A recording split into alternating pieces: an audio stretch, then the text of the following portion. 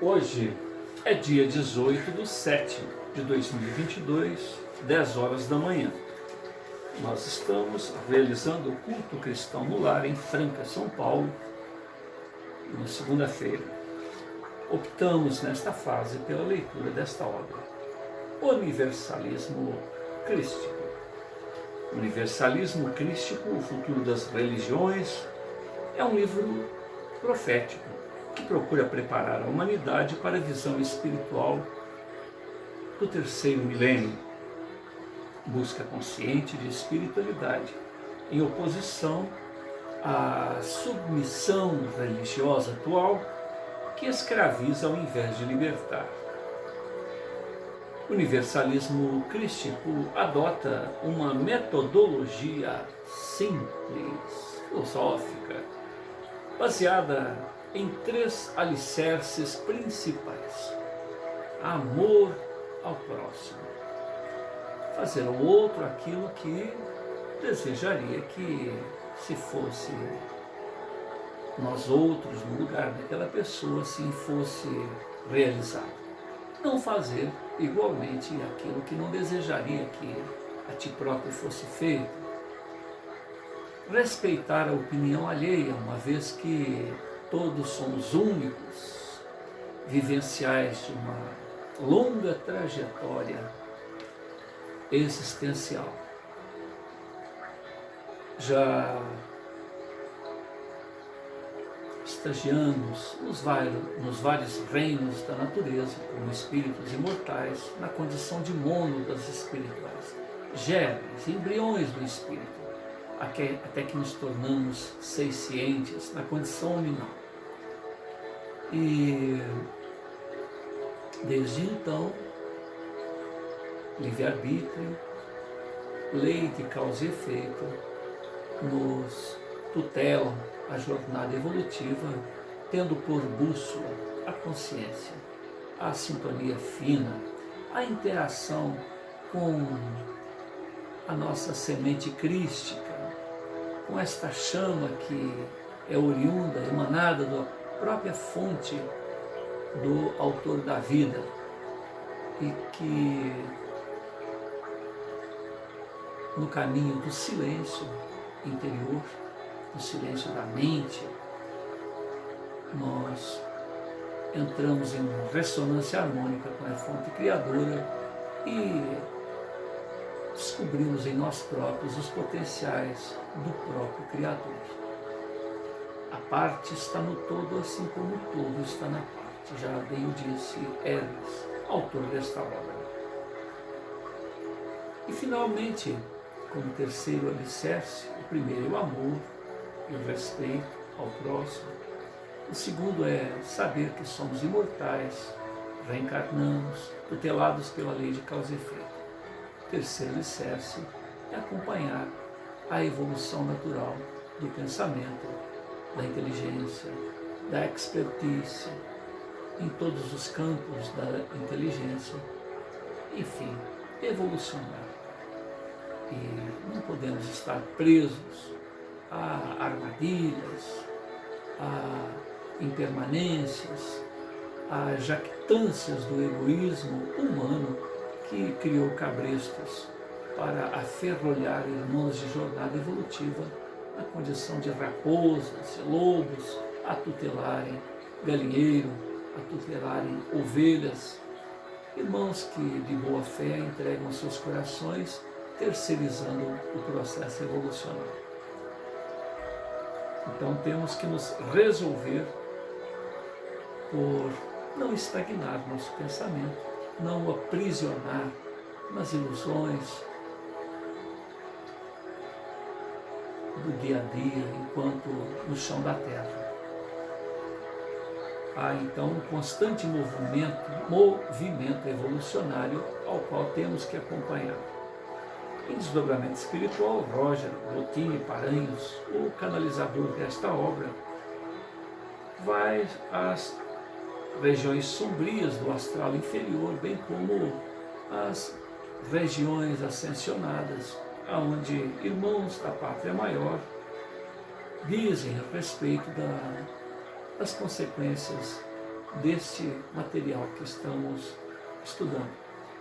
Também Hermes Trismegisto apresenta uma história, a história de um avatar, de um João Batista no terceiro milênio, que na companhia de 317 companheiros encarnados preparam o caminho para que um outro indivíduo ascensionado, um outro indivíduo que se denomina Gabriel, encarnado na mesma época de seus precursores, estão aí a preparar para que as pessoas entendam que o processo evolucionário não pode ser terceirizado, não depende de intermediários, de gurus, enfim, indivíduos que se fazem ponte entre o autor da vida e nós outros. Esse é um trabalho individual, é um trabalho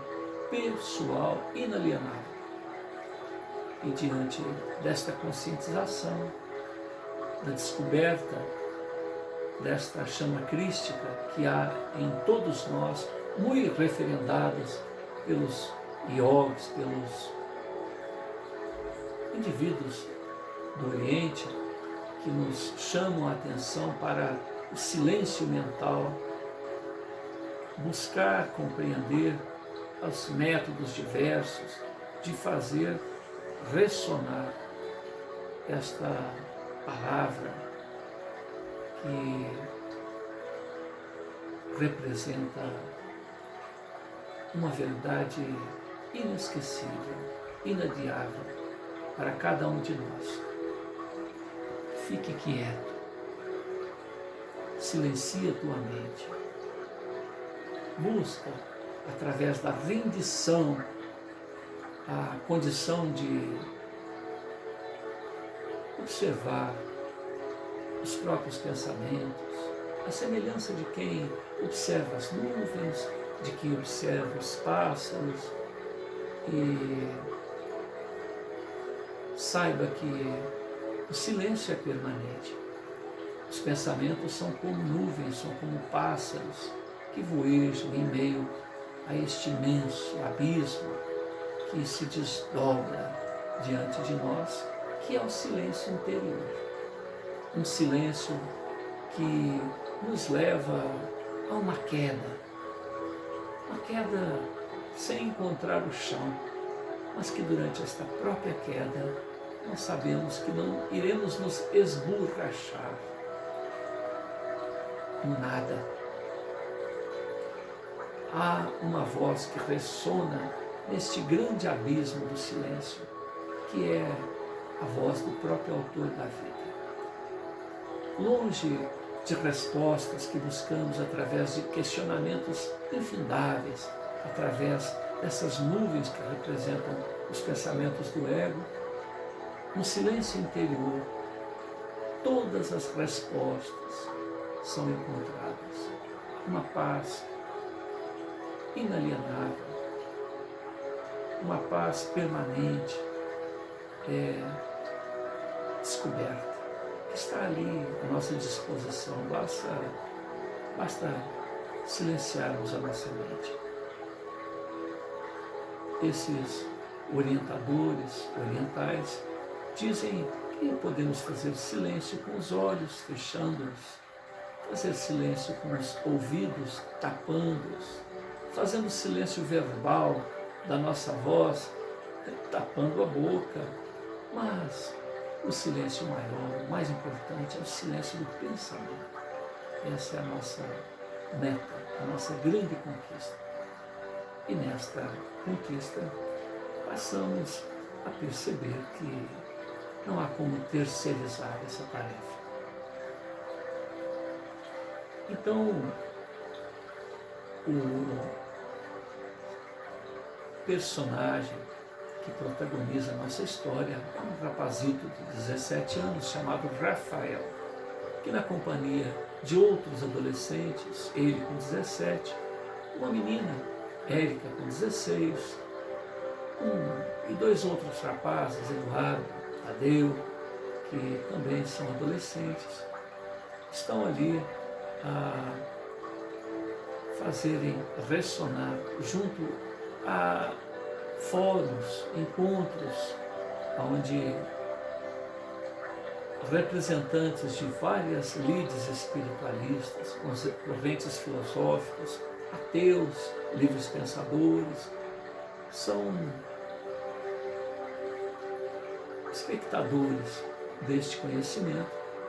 E o romance se inicia em determinado momento em que o pai do adolescente, o senhor de 40 a 45 anos aproximadamente, está ali no horário de almoço, um senhor bem-sucedido, que nós poderíamos dizer que é rico, porque mora numa região nobre da capital paulista, e tem apenas Rafael por filho, uma esposa por nome Verônica, e ele está no horário de almoço, por volta de 12h30, 1h, quando ele ouve na praça um pregador suado, descabelado, de terno, buscando através de um microfone e de um alto-falante de baixa qualidade, gritar o nome de Jesus, a necessidade de nos arrependermos, de nos atermos à palavra de vida eterna, que representa a Bíblia, os livros.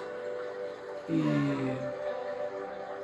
ele observa aquele indivíduo fora da caixa, aquela pessoa distoante com as necessidades, os objetivos daqueles que passam por ele, e rememora o seu filho, um rapazito que só teve do bom e do melhor, que não conheceu as dificuldades da vida na parte financeira, teve os melhores estudos e, no entanto, tem uma tendência franciscana. Um rapaz que poderia dilapidar, jogar fora todo esse esforço de sua vida.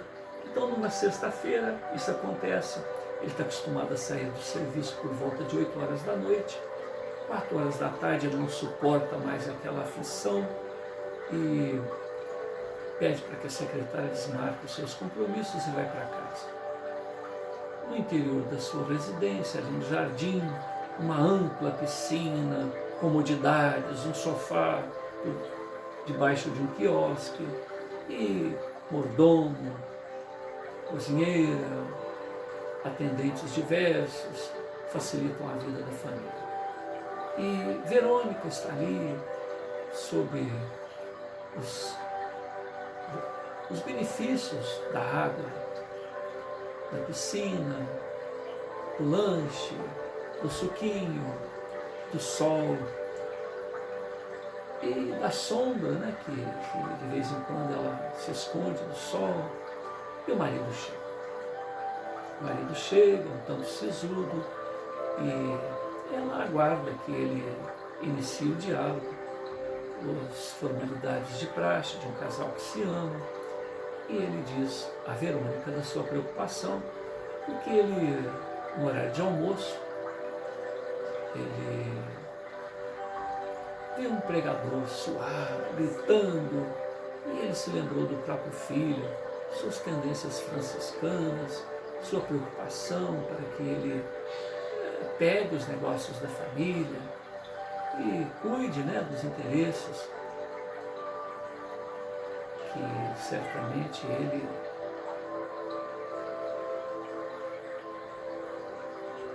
vai passar para o filho no momento oportuno,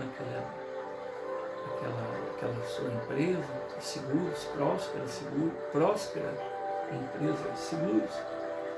Então,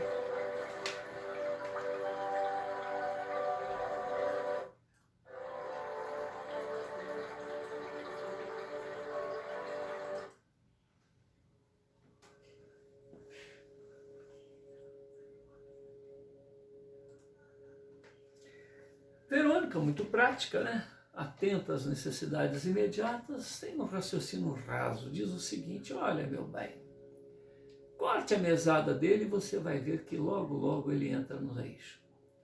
Um marido experiente, vendedor, que aprendeu a observar as tendências humanas para ser justamente oportunista, né? Vamos dizer assim, no sentido de vender o seu produto, que é seguro. ele pensa, Rafael não é tão superficial assim.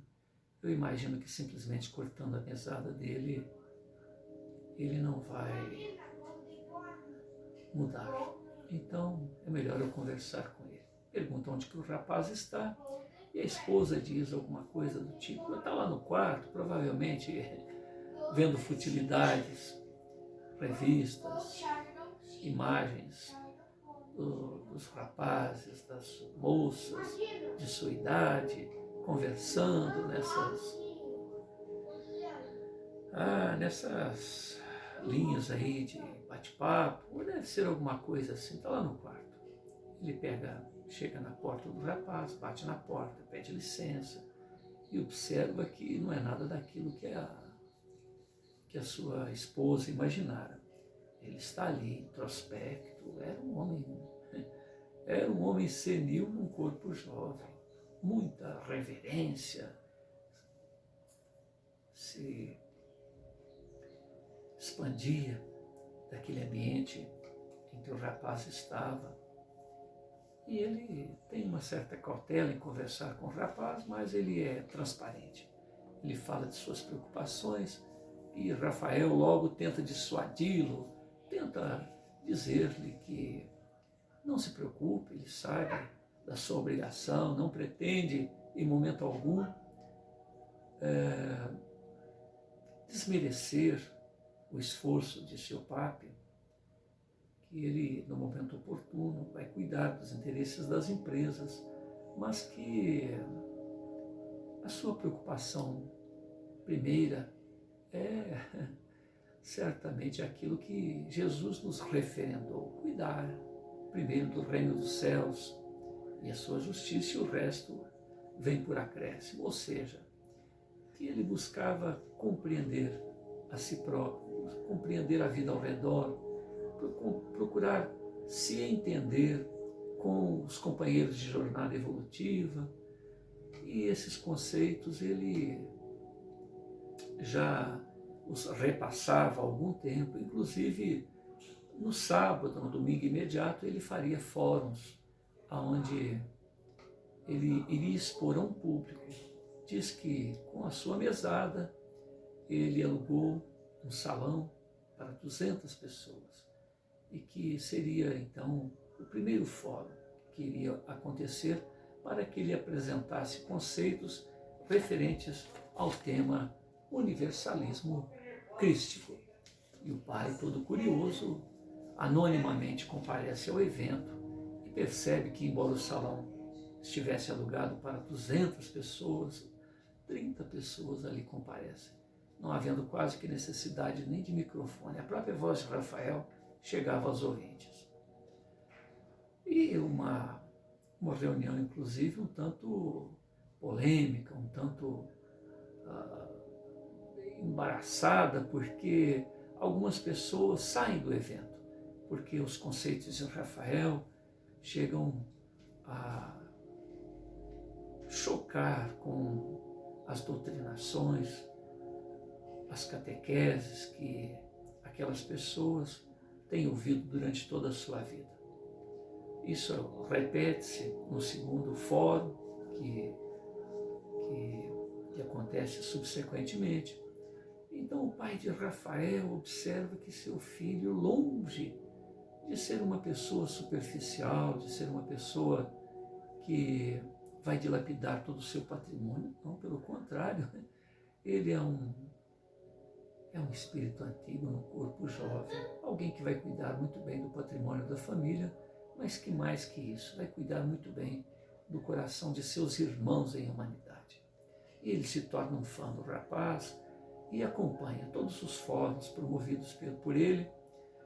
E nesse ponto em que nós estamos da leitura, 4, 5 ou 6 fóruns ocorreram e semana a semana mais e mais pessoas vão se aglomerando, a tal ponto que ele está ali falando no ginásio do Ibirapuera para mais de 6.000 pessoas, e a sua visão espiritual percebe que a nível espiritual, a nível astral, o público quadruplica, quintuplica, ou seja, se haviam 6.000 pessoas, multiplique-se por 4 ou 5 a quantidade de desencarnados que estão ouvindo a sua palavra. E Rafael, já neste capítulo 13 que nós estamos lendo, está ali expondo os seus conceitos.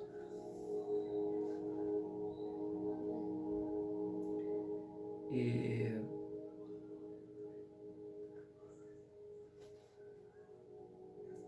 na página 258 ele continua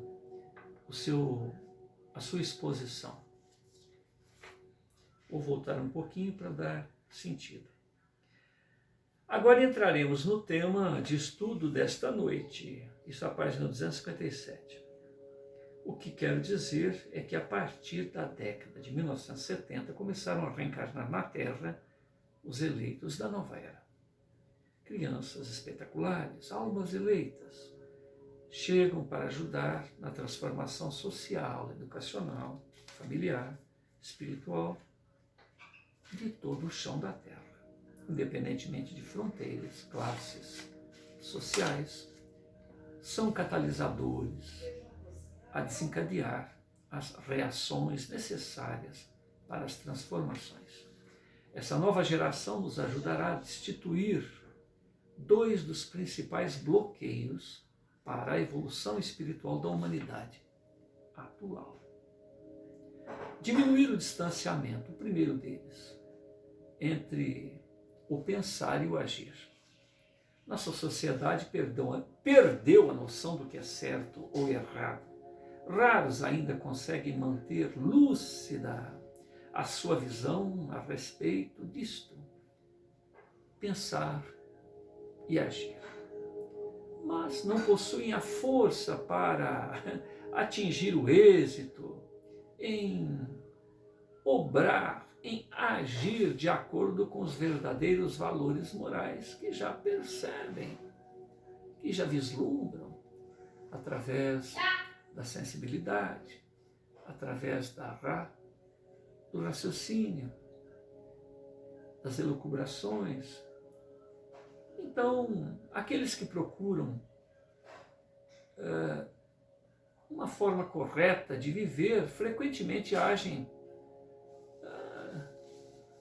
displicentemente, estranhamente, de maneira diferente daquilo que conseguem compreender, conseguem pensar, conseguem vislumbrar. Essas crianças e até alguns adolescentes, já entre nós, vão nos induzir a diminuir esse distanciamento. Fala-se do que se vive, vivencia-se aquilo que é. E o exemplo desses jovens que já alcançaram esta naturalidade em ser realmente vivenciais do amor, dará a força moral, a inspiração, o entusiasmo para que as pessoas reconheçam a maneira pela qual o ideal de paz, de amor, de reciprocidade, de esperança sempre renovada se estabeleça na Terra.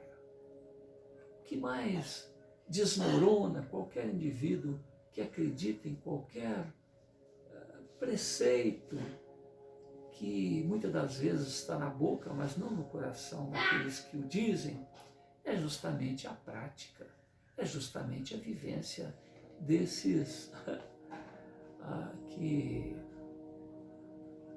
falam, mas não vivenciam.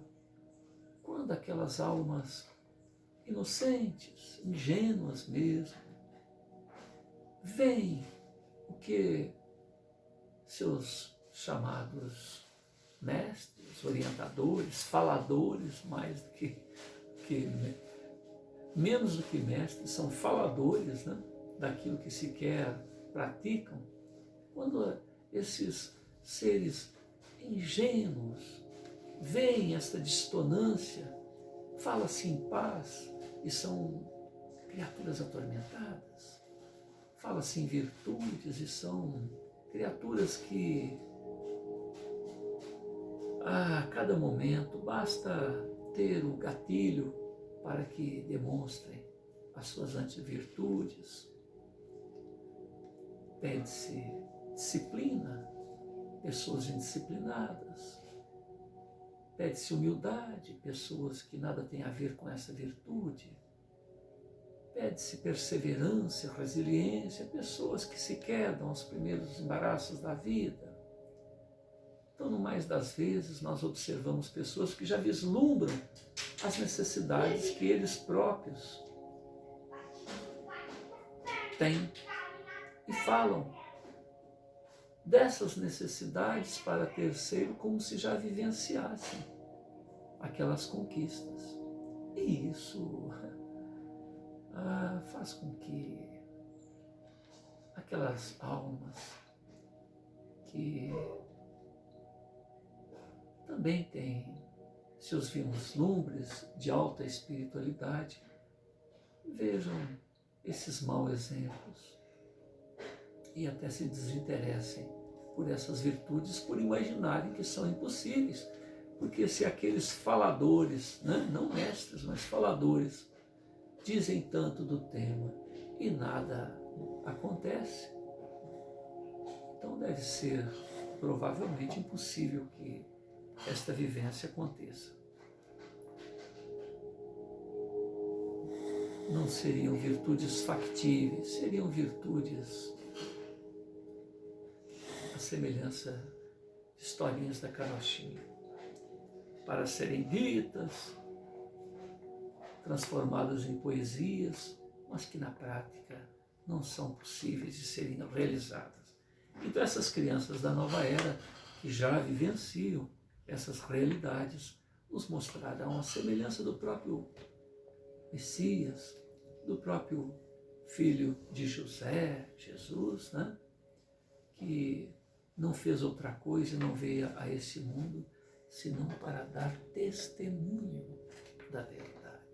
Ele vivenciou aquilo que referendou junto à fonte criadora. O Pai o testificou por ele testificá-lo. Segundo, essas crianças também, Bernardinho, não pode fazer barulho, também ajudarão a mudar o foco do eu para o próximo.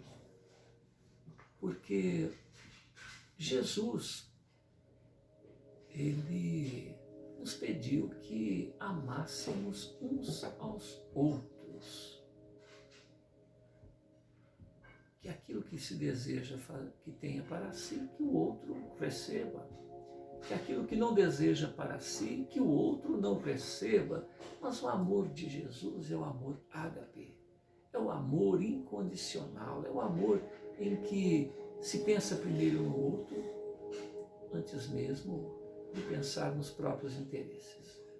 E nisso aí há uma matemática, há uma física, há todo um empoderamento que sequer imaginamos as consequências. Então, essas crianças, além de distanciar a ação do pensar, ou seja, já se vivencia aquilo que se pretende, aquilo que se vislumbra, também se pensa primeiro no próximo e depois em si próprio. Isso apenas as crianças da nova era, porque até o momento presente nós outros, né, pensamos em nós primeiro e somente em nós. Bernardinho, senta pertinho de mim, vem cá. Sabe por quê? Você está fazendo barulhinho e está atrapalhando o vovô. Como fica? Senta aqui, vem cá. Então tá. Depois você fecha a porta e senta aqui, bonzinho, tá? Encosta a porta. Então, os exemplos desta geração que já conquistou essas virtudes nas outras moradas da casa do Pai, aqui vem junto a nós outros, testificar aquilo que é a proposta do embaixador dos céus, mostrarão que o mundo só terá harmonia quando abandonar o egoísmo e passar a pensar em termos de coletividade. Como consequência, teremos a diminuição do egoísmo, o abandono de antivalores como a inveja, como as exclusões. Então, haverá uma solidariedade maior, partilha de riquezas, de recursos, riquezas morais, riquezas intelectuais, riquezas materiais, porque só existe a escassez porque alguns tomam tudo para si em seus grandes celeiros, em suas casas de moeda, em seus cofres particulares, enquanto a necessidade está aí escancarada em todos os sentidos, junto aos nossos irmãos em humanidade. Rafael faz uma pausa, senta-se em uma mesa ao centro do palco e, de uma maneira descontraída, usando essa tática como uma interação maior com o público, ele continua. Podem vocês estar se perguntando como essas crianças vão fazer tal transformação. Que forças, que meios terão para mudar um status quo numa sociedade entregue à corrupção,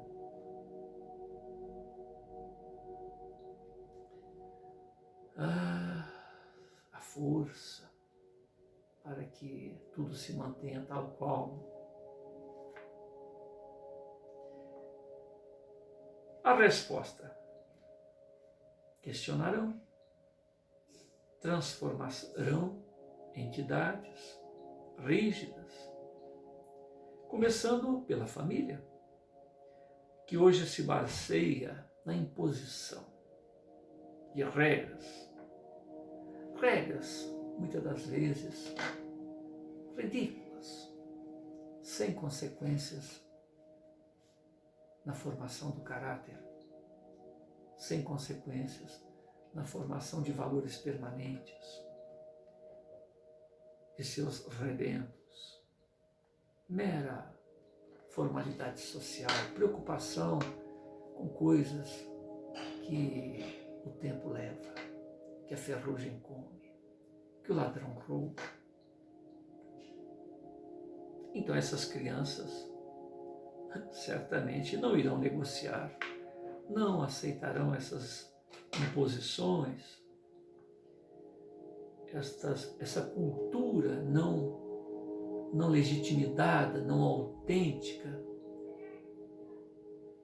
que não correspondem às suas almas um tanto mais preparadas devido às vivências que tiveram em sociedades em que as coisas já foram superadas, essas fragilidades já não fazem parte mais. Então, são espíritos experientes em lidar com valores que ainda a sociedade atual não alcançou. Então, essas crianças não irão responder a essas estruturas rígidas, porque outras opções são para que a vida melhore, para que as pessoas se relacionem de uma maneira mais saudável. E são elas as verdadeiras, que elas são os verdadeiros exemplos do que há de vir. uma nova forma de negociação entre pais e filhos, entre irmãos e humanidade terá que ser estabelecida e elas já sabem como isso deverá se dar. É uma geração que não aceita ser enganada por instituição, por seus prepostos, por seus pais. São capazes de perceber as verdadeiras intenções que estão por detrás das palavras desses lobos. Não tem medo. Não há como intimidá-los. Intimidação não arrefecem as suas maneiras de agir. Elas sempre encontrarão uma maneira de tergiversar estes embaraços, estas imposições e obter a verdade. Crianças que percebem todas as intenções e as fraquezas, inclusive, de seus pais, de seus mestres, de seus convivas, são mestres junto a crianças, ora revestidas de um corpo um tanto mais desgastado pelo tempo. Certamente elas também serão os adultos do futuro e um dia estarão no poder e não se curvarão à hipocrisia da geração anterior. Então Rafael faz uma breve pausa e depois continua. Muitos de vocês devem estar pensando, mas esta é exatamente a característica de meu filho. Crianças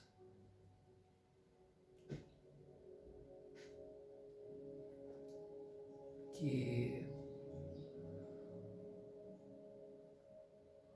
podem até controlar os próprios genitores.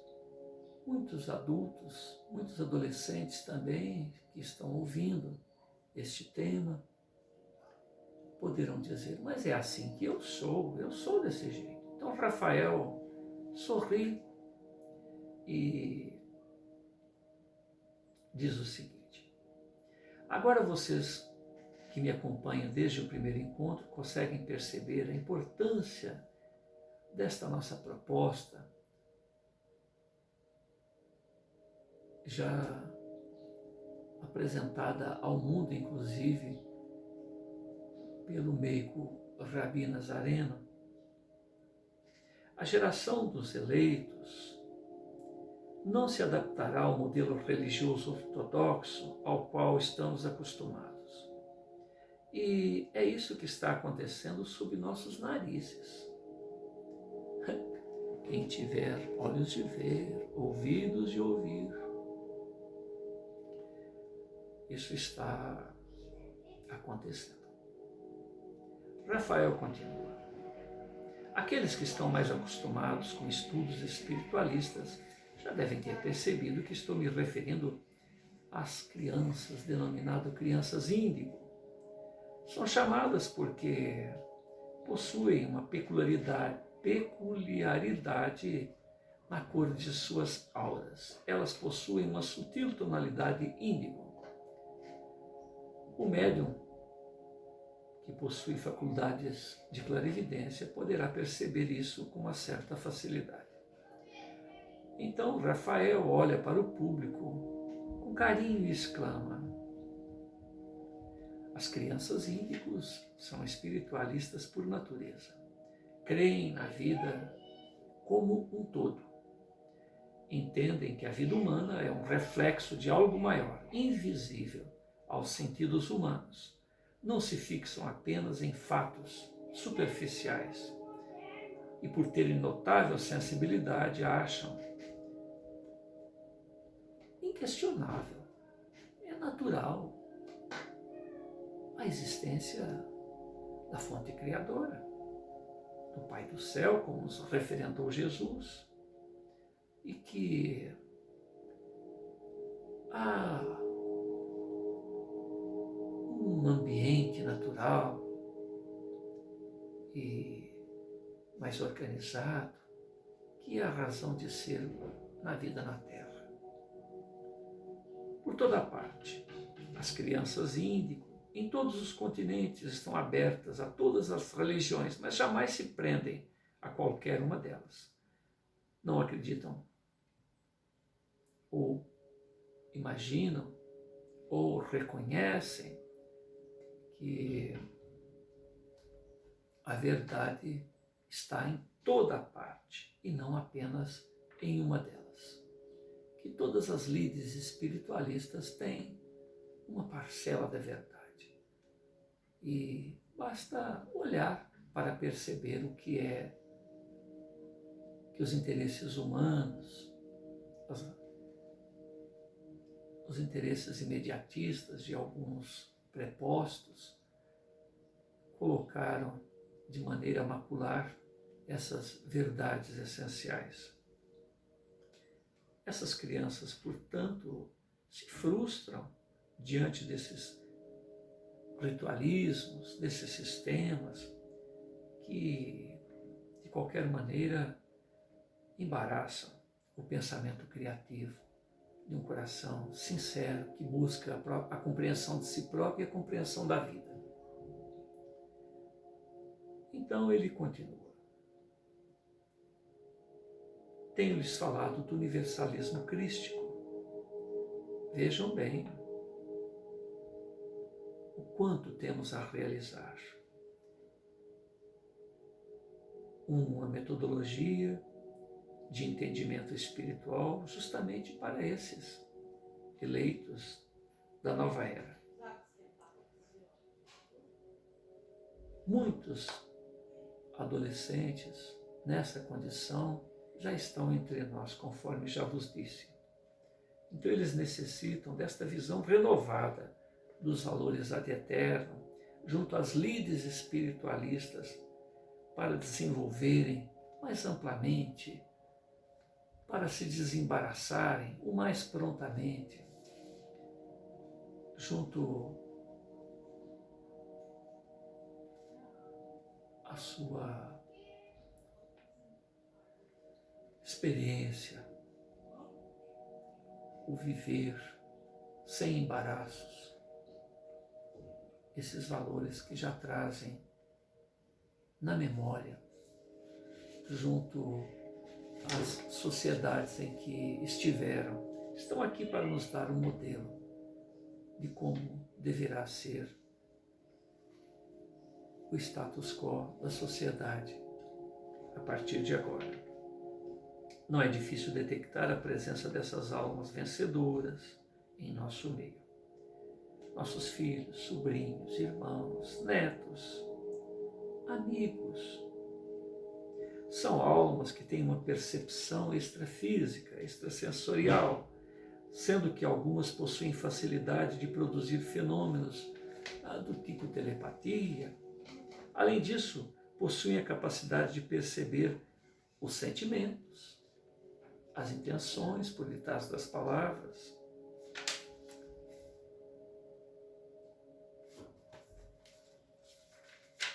Conforme nós dissemos anteriormente, é uma leitura longa. Nós estamos à página 260, logo no início da página, e vamos continuar essa leitura na próxima oportunidade. Senhor Jesus, gratidão. Roger Bottini Paranhos, gratidão. Ramatiz, Akhenaton, Hermes, gratidão. A todos que nos ouvem, gratidão. Rogamos que os amigos espirituais, além das palavras, da leitura, da nossa interpretação, que a nossa contribuição neste particular é apenas oportunar a magnetização desta fita. Que os amigos espirituais possam colocar no silêncio nesta verdade a que todos estamos convidados, aquilo que realmente importa, aquilo que nos toque as almas, aquilo de que necessitamos e temos adiado o encontro. De nossa parte, a oportunidade do encontro.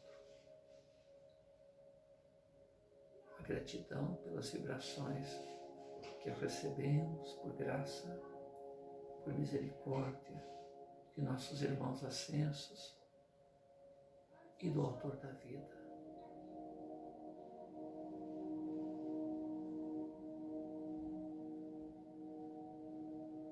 Que todos nós aprendamos o valor do silêncio.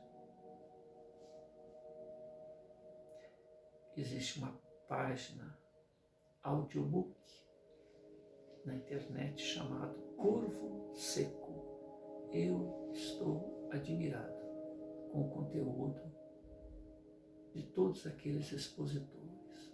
Todos eles nos falam a respeito da voz do silêncio, da importância do silêncio. É uma sequência de aulas que é muito importante que a gente aprenda. Então, como depoimento pessoal, procurem essa página, Corvo Seco, e deixa rolar todas as exposições que aqueles avatares nos trazem e as suas experiências pessoais, porque ali são todos vivenciais, nenhum deles é teórico. São mestres a nos falar de como encontrar a nossa realidade primeira. E tudo começa com silencia, cala-te, cala o vozerio dos seus pensamentos para ouvir a fonte criadora, para ouvir o ressonar de ti com o Autor da vida. Muita paz a todos.